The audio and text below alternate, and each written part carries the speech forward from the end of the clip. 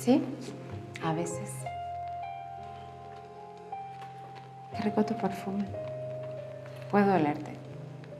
The writer's woman. So this is one of those really intense, smoldering layers upon layers. Like, this isn't the love that's young and new and fresh. This is love that's been around for a while. It's got a whole bunch of stuff in it. I thought one thing that I thought was really interesting about this film was her perception about, you know, the infidelity in the women that were going after him, that the women really wanted her life instead of really him, right? They wanted parties, they wanted the exposure to artists and that, and I thought that was a sort of interesting slant on affairs.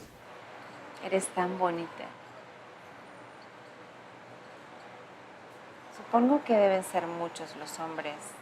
I thought it was a great movie, and the acting was very well done.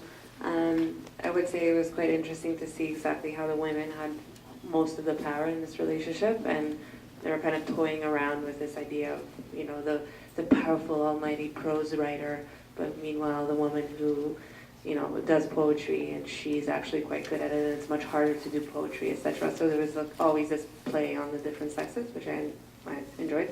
I would say that I did not necessarily like the ending. So for me, I think without the last scene where, I like the scene, for example, where the original couple was crying and trying to figure out their stuff.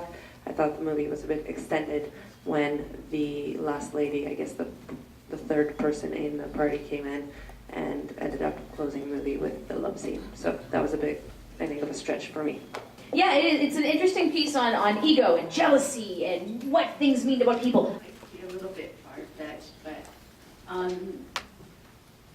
I guess for me, I saw him as, you know, another player, abusive, and both women finding each other and gravitating towards love. I think it was very interesting how the wife has a motive in terms of her ego, wanting to see like how the other woman smelled and like explored the sexuality of it, and in a matter of speak because of her husband, and wondering why, and actually like physically taking it on rather than like mentally thinking, oh, like why would she do that, and just like mulling over it for so long, but and like physically going towards it. I think that was like beautiful, but finding more, and I thought that was very interesting. What's the Shakespeare line?